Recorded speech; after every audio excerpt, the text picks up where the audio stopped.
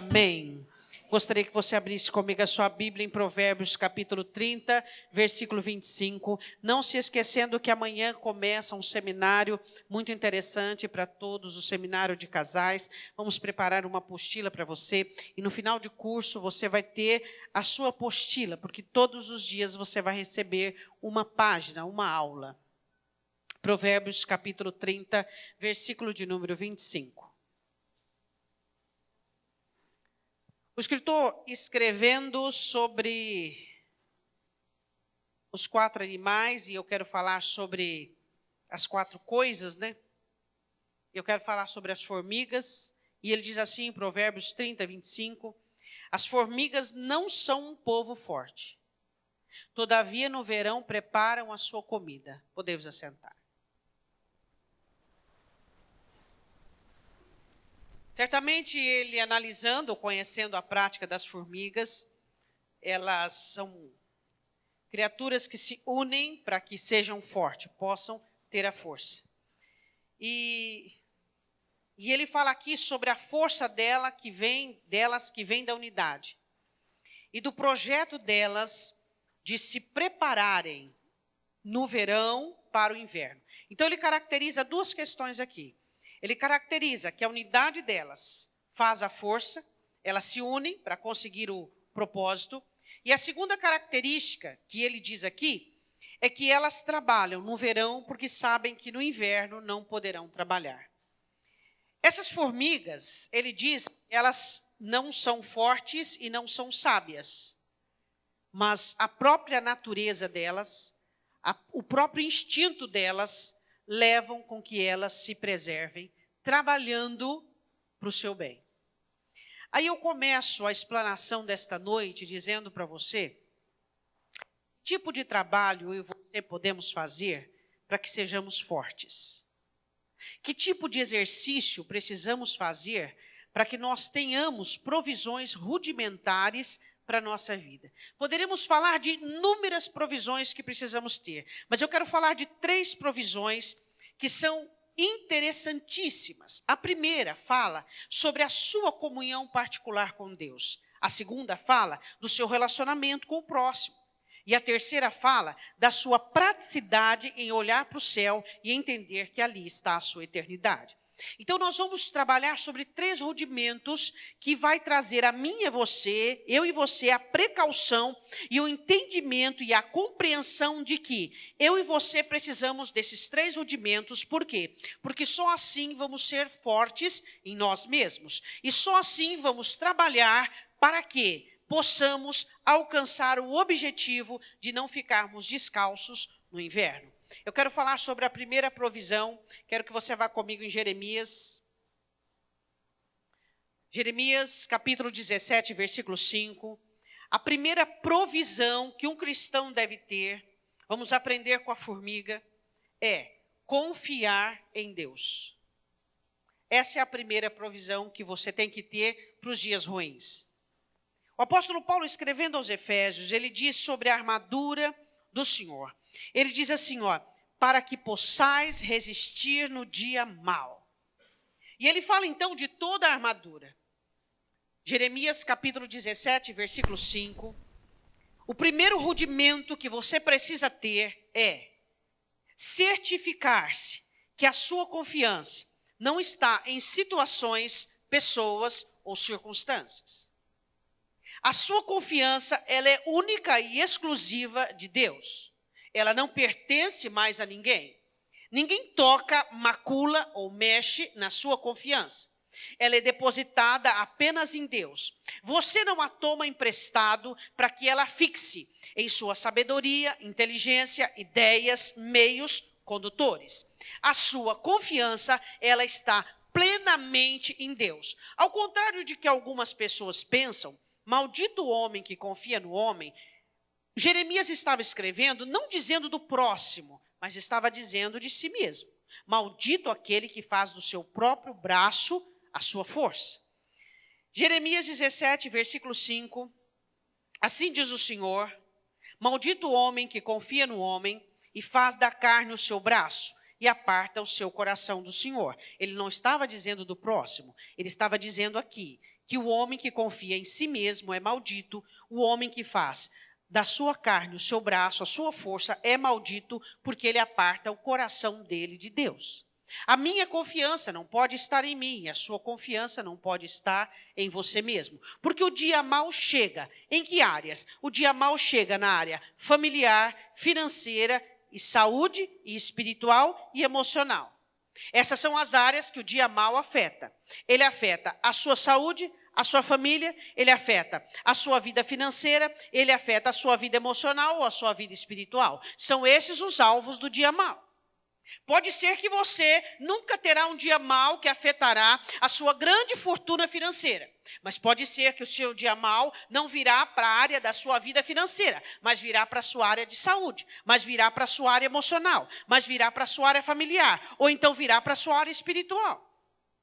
Então, nenhum de nós vamos escapar do dia mau, porque Paulo diz enfaticamente que nós precisamos nos revestir da armadura de Deus para que possamos resistir no dia mau. O dia mau é lógico e ele é totalmente explícito e claro.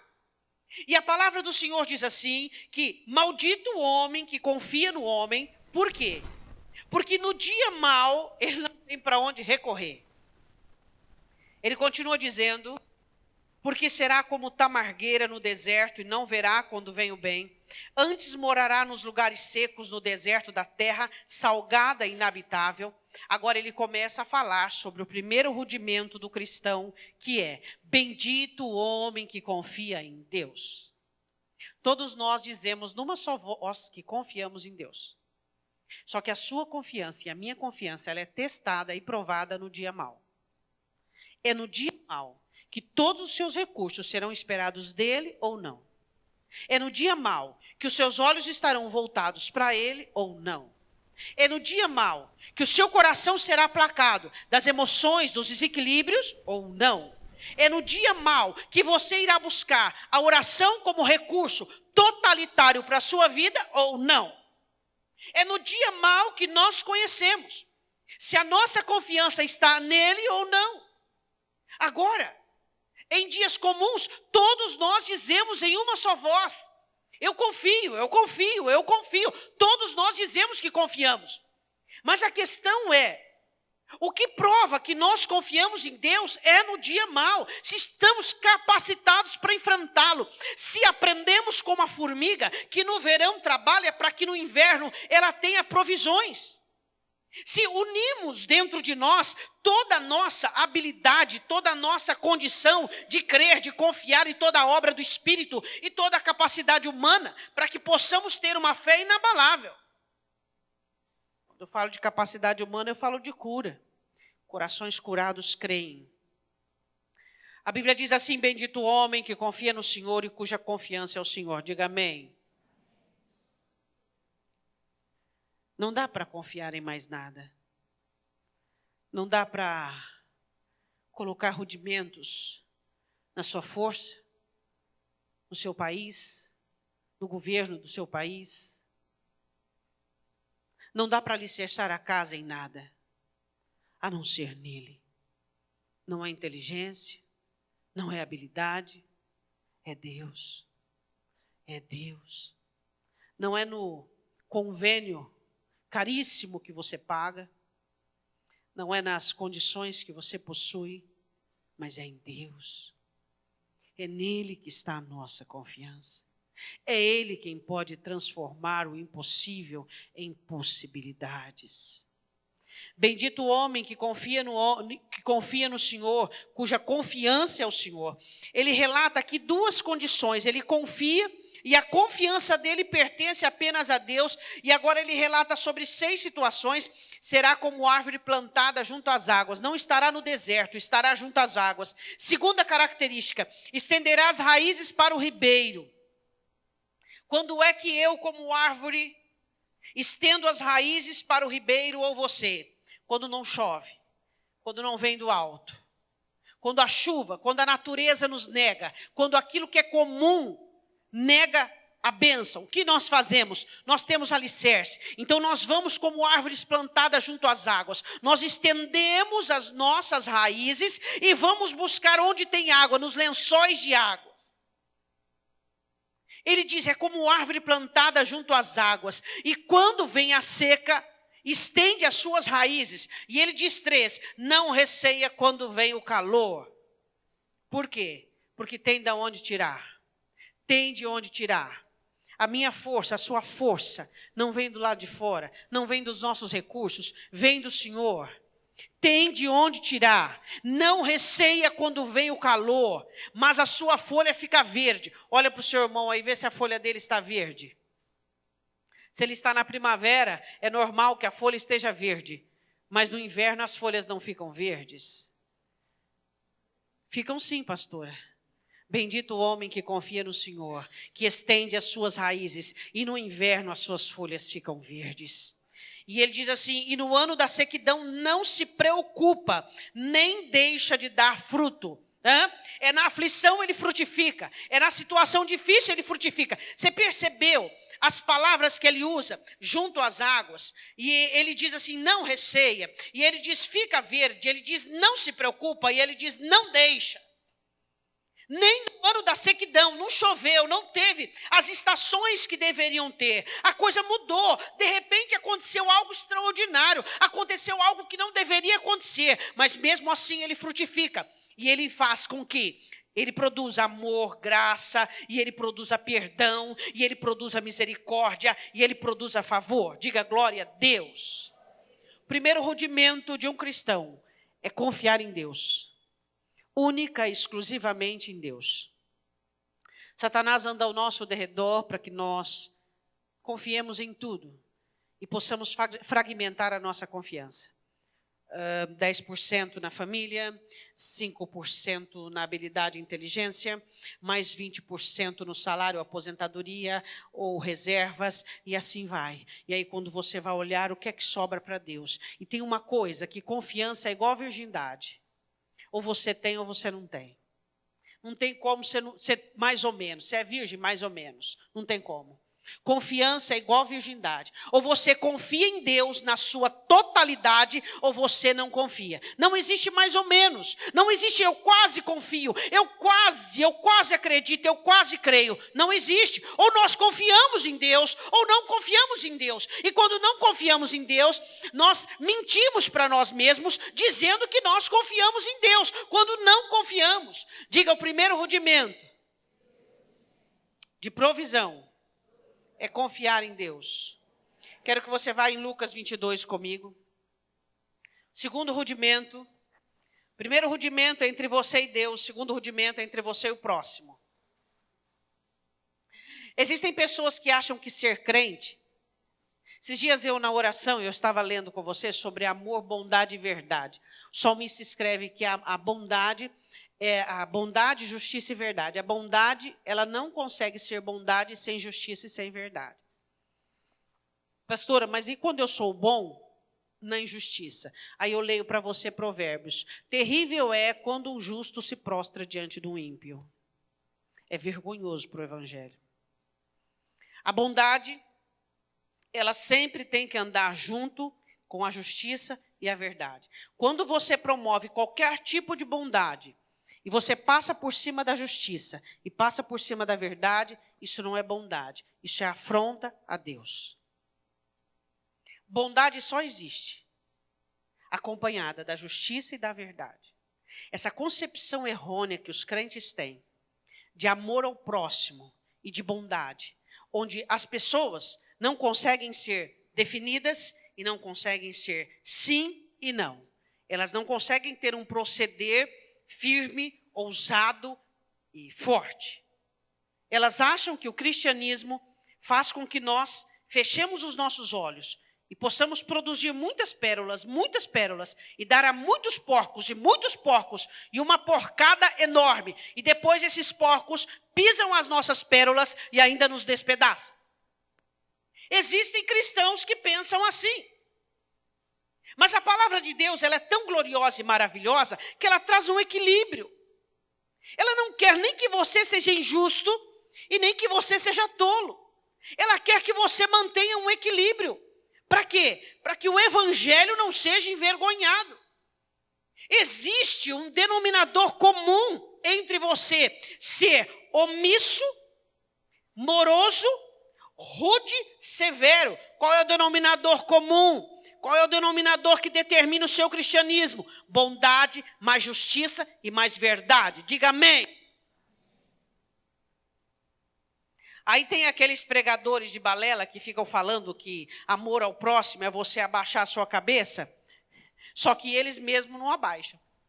Eu já vi muito crente de gogó que fala, não, mas eles mesmos, meu irmão, se for uma agulha deles, e se for meia deles. Lucas capítulo 22, o Senhor Jesus estando com os seus discípulos, guardava-os, libertava-os e alimentava-os. E agora, nesse momento, o Senhor Jesus ia ser entregue na mão dos pecadores, dos fariseus, e ele dá uma recomendação aos seus discípulos não muito bem interpretada. E ele diz assim para os seus discípulos, quando eu mandei vocês sem bolsa, sem alforje, faltou alguma coisa para vocês? Não, meu Senhor, pois agora a circunstância muda. Olhe para o seu irmão e diga, a circunstância mudou. Tem crente que ele vive na terra parecendo que ele está no oásis. Parecendo que ele está no oásis. Tem crente que ele entra dentro da igreja achando que dentro da igreja só tem trigo. Paulo diz que dentro da igreja tem avarento, tem prostituto, tem adúltero, tem feiticeiro, tem idólatra, tem de tudo. Tem de tudo. E eu e você temos que ter discernimento e sabedoria. E Paulo diz, destes, vocês precisam afastar-se. Quanto crente que perdeu a fé, perdeu a comunhão em Deus. Por quê? Porque não tinha essa técnica. Até o perdão tem as suas técnicas. O convívio com irmãos tem que ter técnica. Pelo amor de Deus, nós não somos um bando de ignorante. Não somos pessoas que achamos que todo mundo está dentro da igreja é santo. Por quê? Porque você vai cair na sua fé. Você vai ser uma pessoa ferida e machucada. E aí, aonde você vai transferir isso para Deus? Por que Deus... Eu tenho que escutar algumas coisas dessa. Por que Deus deixou? Por que Deus permitiu? Peraí, Deus não tem nada a ver com a ignorância, da inabilidade de algumas pessoas que não conseguem viver uma vida cristã técnica. É só olhar para a Escritura que a Escritura ensina. O que a Escritura fala? Aparta-se do maledicente. Você entrou num rosco, entrou numa situação, por quê? Porque estava junto. Então nós precisamos ter sabedoria. Aqui não é o céu, meu irmão. Isso é um quartel-general. Isso é um lugar onde soldados são treinados, soldados são aprovados ou reprovados. Por que eu estou falando isso para você? Porque Jesus diz assim, vocês precisam apenas da roupa, a capa dá para ficar sem. Vendem a capa quem não tem condições e vocês vão comprar uma espada. Jesus diz em Lucas 22, 36, mas agora aquele que tiver bolsa, tome-a, como também o alforje, e o que não tem espada, venda a sua capa e compra. O Senhor Jesus diz assim, sabe a bolsa que vocês aposentaram, porque eu multiplicava, porque, sabe o alforje? A bolsa guardava-se dinheiro, alforjes, reservas, dinheiro também, comida, alimento. Então, quem tem, pode pegar, que agora vocês vão usar. E alguns de vocês não têm espada, então vocês vão pegar a capa. Pedro não entendeu muito bem isso, ele achou que isso era no literal. Logicamente, a espada não era literal, que o Senhor Jesus estava dizendo. De que espada Jesus estava falando? Da mesma que divide a sua alma e espírito e traz discernimento para tudo no seu coração. Ela chega e diz, você está sendo refém disso. Ela chega e diz, você está submetendo-se a isso. Ela chega e diz, você está enganado nisso, você está equivocado naquilo. É essa espada que faz com que nós tenhamos um posicionamento firme diante das situações e não permitimos que sejamos enganados por circunstâncias ou pelo próprio coração que temos. Você acha que tudo aquilo que aparenta bom para você é bom? Não. A proposta de Satanás para Eva parecia ótima. Não é tudo aquilo que se aparenta bom para você é bom, mas a própria palavra de Deus, em oração, vai te dar discernimento sobre o que é que tem por detrás daquilo, o que é que tem por detrás daquela situação. O Senhor Jesus disse: compra uma espada. Vocês precisam de uma arma de guerra, vocês precisam estar preparados, vocês são discípulos soldados. O quanto você já foi enganado, trapaceado, e abusado, e judiado. Vende a capa. Vende a capa, compra uma espada. Compra uma espada. Começa a discernir melhor a vida. Comece a discernir melhor as situações. Comece a discernir melhor. Compre uma espada.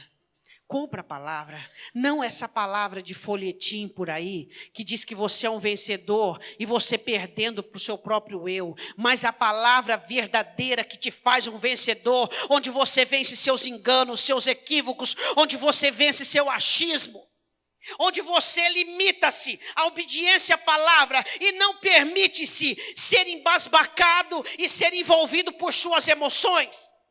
A espada fere primeiramente a nós mesmos, onde nos ensina a não irmos de encontro aos nossos enganos e nem permitirmos que a nossa própria vontade nos cause dano. Compre uma espada. E quem sabe você um dia comprou, mas aposentou ela, achando que essa pessoa era indefesa. Então está na hora de voltar à cinta. Você tem uma espada? Você precisa fazer uso dela. Você precisa ser mais sério, mais grave, mais firme, menos infantil. Paulo diz: quando eu cheguei a ser homem, eu acabei com as coisas de menino. Você não está no jardim da infância. Você não está no oásis, você não está no céu. Você está num mundo onde Jesus diz que você está nele, mas não é dele. E que você teria muitos inimigos. Muitos inimigos. Por favor. O segundo rudimento. Saiba relacionar-se com pessoas. Não fique tranquilo diante de pessoas perigosas. Eu quero te ensinar uma regra. Isso vale para todo relacionamento. Presta atenção. Todo relacionamento que você tem, que só vai, é enganoso. Não é relacionamento. Todo relacionamento tem duas vias. Ele vai e volta. Não qualifique como relacionamento situações que só você abnega, só você doa, só você faz. Isso não é um relacionamento. Você pode qualificá-lo como qualquer outro tipo de nome, mas não é confiável. Relacionamentos são de duas vias. Vai e volta. Entende? Vai e volta. Você está semeando num bom terreno. E está frutificando e está voltando. Não se engane. Não se engane. Não se engane. Por isso todos nós temos que ter a espada. Por isso todos nós precisamos ter essa palavra que nos dá autoridade, que nos dá ousadia, que nos dá intrepidez e que um dia chega e diz: basta, parou, acabou, não pode mais. Diga: segundo rudimento. Espada. Lucas 12, vá comigo, versículo de número 15.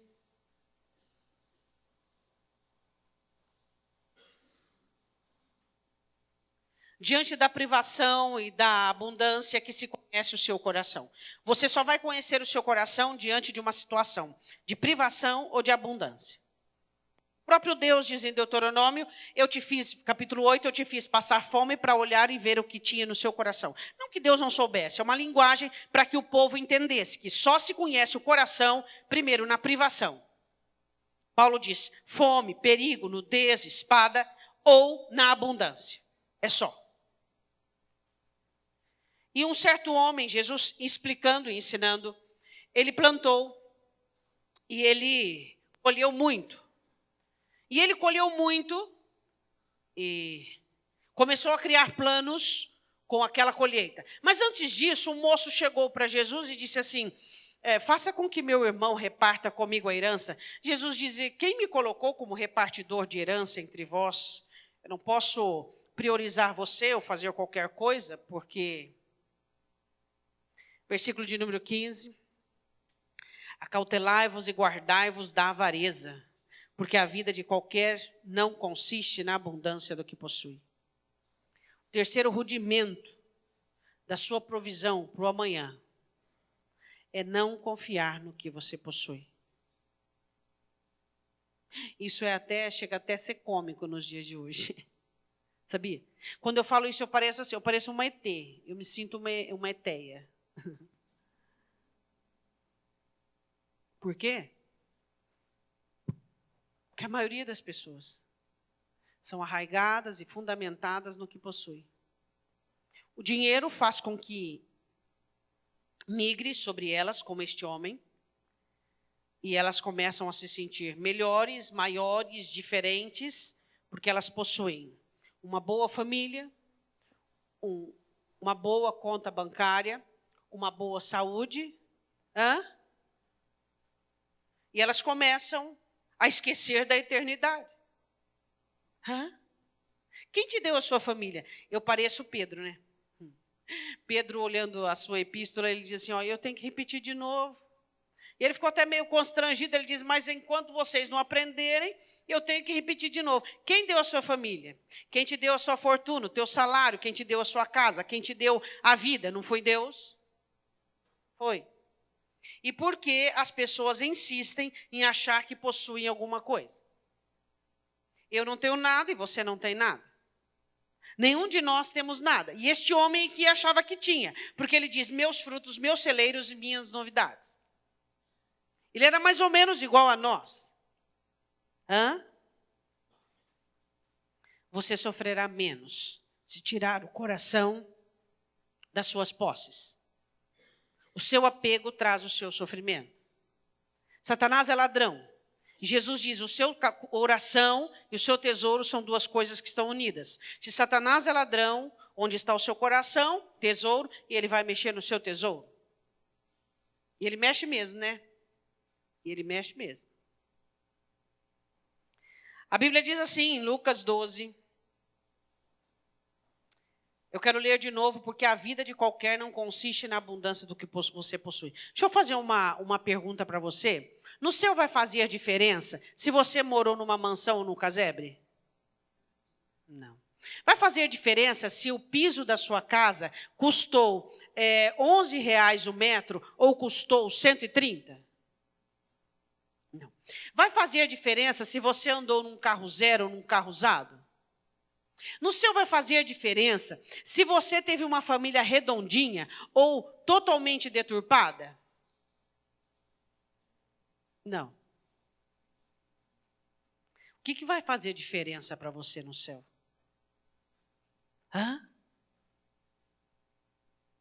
Você entende onde está o apreço dos crentes e onde está voltado o apego deles, de cada um deles? Você entende que temos usado rudimentos. Primeiro rudimento, confiança em Deus. Segundo rudimento, uma espada, um alforje, uma bolsa. Terceiro rudimento, a sua eternidade. E Paulo diz, pensai nas coisas que são de cima. E quem de nós temos pensado no céu? E quem de nós temos buscado o céu? Aqueles que não buscam rudimentos no mundo, buscam cargos e dons e talentos na igreja, para terem, eu acho tão interessante, outra coisa também boa de salientar, são esses crentes frustrados que se convertem e recebem dom e talento na igreja, e ao invés deles servirem a Deus, eles buscam alguns pilares e pilastras para dizer, eu era um falido e Jesus me restaurou e hoje eu recebi talento, olha como eu sou bonito, olha como eu sei fazer. E eles acham que Deus se agrada disso, mas mal eles sabem que Deus sabe que isso é frustração e complexo. E por isso que eles querem glamour, eles querem elogio, e eles querem.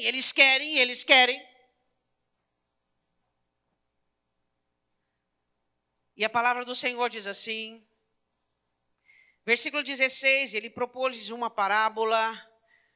A herdade, a herança, a terra de um homem rico tinha produzido com abundância. Aquele ano foi um ano bom. Só que ele não sabia se o ano que vem ia ser bom, mas ele fez planos e projetos segundo aquele ano, não era inteligente. Ele arrazoava consigo mesmo, dizendo: que farei? Não tenho onde recolher os meus frutos. A bênção não trouxe para ele paz, trouxe perturbação. A bênção te traz paz ou te traz perturbação? Tem um ditado, e sempre nós trabalhamos em maio, este ano não fizemos ainda a campanha financeira. Por que quantas pessoas mais ganham, mais elas gastam? Já parou para pensar nisso? Você vivia com 2, vivia com 3, vivia com 4, vivia com 5, hoje com 6 não dá. Hoje com 10 não dá. Por quê? O coração vai junto. Os cifrões levam o coração junto. Os cifrões levam a alma junto.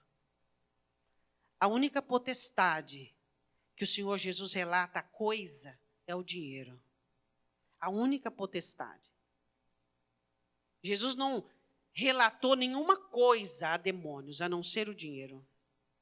Continuando, ele diz assim, e disse, versículo 18, farei isto, derrubarei meus celeiros, projetos. Ele não pensou, olha, Deus abençoou, deixa eu dar aos pobres, deixa eu procurar viúvas, estrangeiros, como mandava um bom judeu. E edificarei outros maiores. Presta atenção no versículo 17. Meus frutos, derrubarei meus celeiros, e edificarei outros maiores, e ali recolherei todas as minhas novidades e os meus bens. Quem disse que era dele? Era de Deus. Diga para o seu irmão, nada que você tem é seu.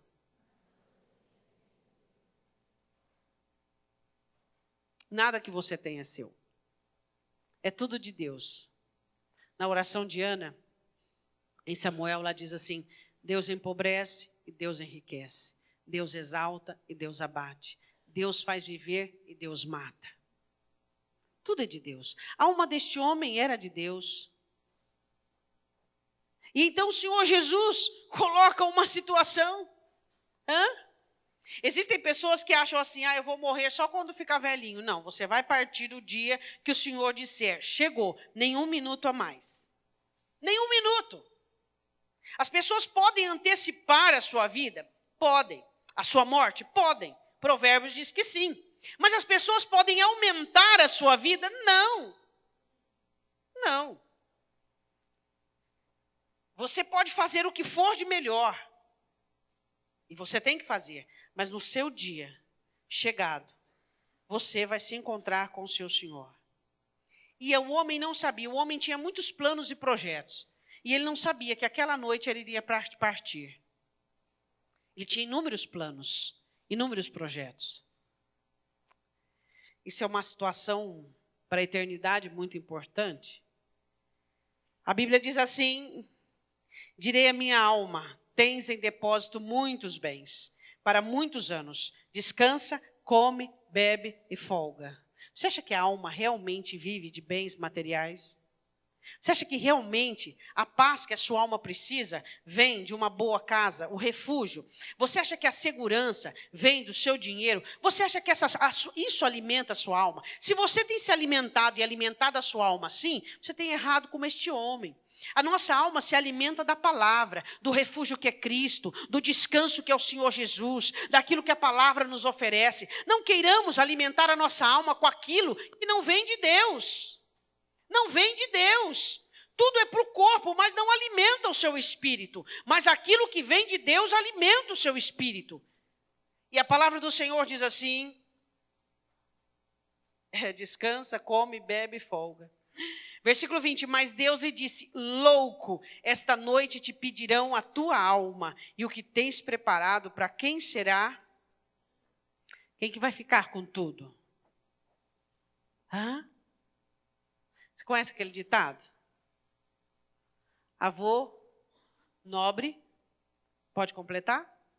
Filho rico, neto pobre. Isso é um ditado que você não se desafia não, porque a maioria das vezes é verdade. Avô nobre, filho rico, neto pobre. Ele diz assim, essa noite você vai morrer e o que você ficar, vai ficar para os seus aí, né?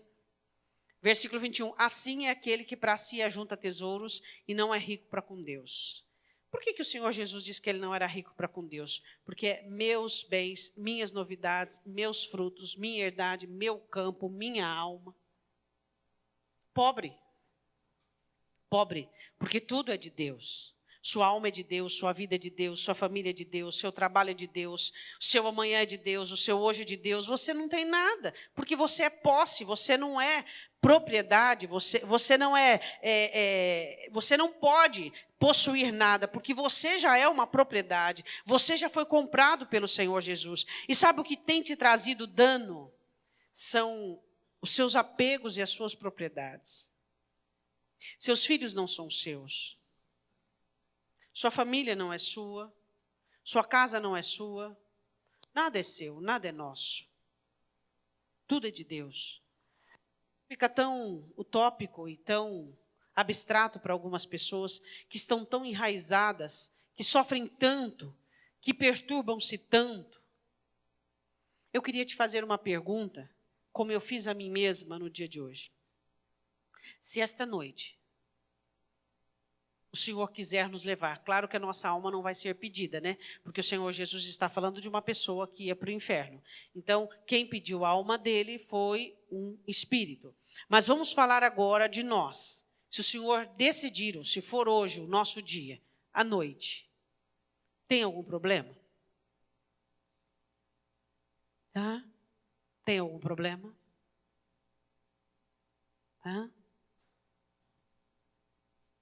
Ah, meus filhos são pequenos. Ninguém morre por falta de mãe ou de pai. É ou não é? Ah, eu tenho assuntos ainda a resolver. 3 rudimentos. Espiritual particular, confia em Deus. Jornada da vida, próximo, relacionamento, tem uma bolsa, um alforje, uma espada. 3º, sua eternidade é um rudimento que tem que estar presente em você. Você tem falhado nesse rudimento último? Você percebe que eles são crescentes? Quando você confia em Deus, você consegue ter uma jornada na vida abençoada e você consegue pensar na eternidade? Tem coisas que você deveria fazer que não está fazendo? Tem. Será que você está amontoando apenas para essa vida? Pastora, mas Jesus respondeu para Pedro que eles receberiam muito ao servi-lo. Verdade? Toda pessoa que serve a Deus recebe muito. É verdade? Com perseguição? É verdade? Só que eu não estou contra você ter, nem a Escritura é. Eu estou contra, e a Escritura é contra você ser. Você não pode ser avarento, e você não pode ser idólatra e ter apego aos seus bens e apego à sua vida. Eu gostaria que você fechasse os seus olhos, que você analisasse esses 3 rudimentos que você ouviu nesta noite. Primeiro rudimento, o quanto você confia em Deus. O quanto você tem confiado no Senhor. Segundo rudimento, você tem tido espada, alforje e bolsa. 3º rudimento, o que você tem feito para a sua eternidade? O que você tem feito para a sua eternidade? Pai, em nome de Jesus, nós queremos te pedir perdão, porque as formigas às vezes são mais inteligentes que alguns de nós. As formigas são fortes porque se unem. E muitas vezes nós não nos unimos em nós mesmos.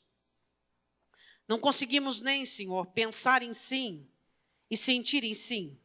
Ficamos duvidosos e perturbados dentro da nossa alma, não encontrando poder e autoridade para fazermos a sua vontade. Deus, em nome de Jesus, quantas pessoas aqui nesta noite que estão presas, que são reféns de pessoas, reféns de circunstâncias, reféns de situações. reféns de lugares, reféns de cargo, de posição. Quantas pessoas aqui, Deus, são reféns e não conseguem libertar-se, porque estão presas, estão amarradas naquilo que os outros irão dizer, naquilo que os outros irão pensar, naquilo que dirão. Pai, em nome de Jesus Cristo, eu te peço que o Senhor venha trazer libertação ao povo que se encontra aqui nesta noite, e que rudimentos como confiar em Ti e depender apenas de Ti e fazer a Tua vontade sem pensar na direita ou na esquerda, ser um instrumento exclusivo do Senhor, em ter a espada, o alforje e a bolsa, para saber lidar, Senhor, com pessoas que estão sendo neste momento alcançadas por Satanás, influenciadas pelo diabo, encantadas pelo diabo, mas nós que pertencemos ao Senhor, precisamos ter os nossos olhos abertos, os nossos corações limpos, para que possamos ouvir a Tua voz. E precisamos, ó Deus, que o Senhor nos ensine a granjearmos para a eternidade. Que não possamos pensar em pessoas, que não possamos pensar em nós mesmos, mas que possamos pensar na vontade do Senhor para cada um de nós. Precisamos granjear para a eternidade. Pai, em nome do Senhor Jesus, se existe aqui pessoas nesta noite que são reféns, que são apegadas, agregadas, que dependem de um, depende de outro, depende de uma situação, depende de uma circunstância, que o Senhor venha trazer a libertação nesta noite, meu Deus.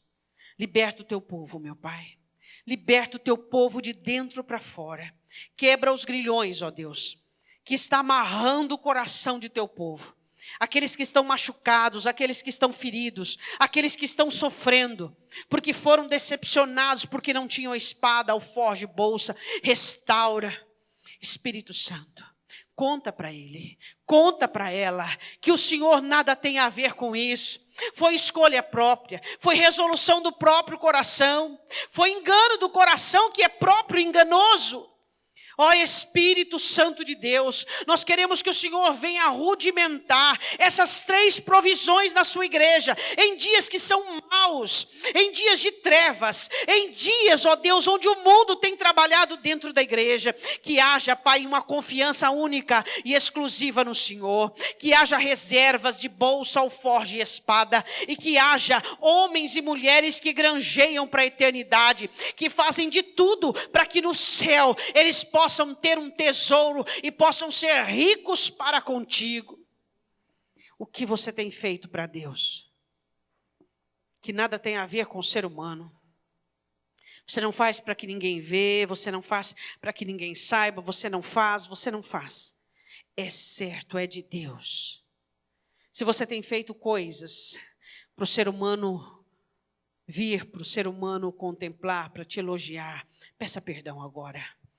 Porque você ficou ofendido, porque você não foi reconhecido, porque você não foi visto. Fala, me perdoa, Senhor, me perdoa. Eu preciso aprender, eu preciso fazer só para Ti. Eu preciso confiar única, exclusivamente no Senhor. Eu preciso realizar as obras que subam para a Tua glória, que subam para um reservatório, uma coluna de nuvem diante de Ti.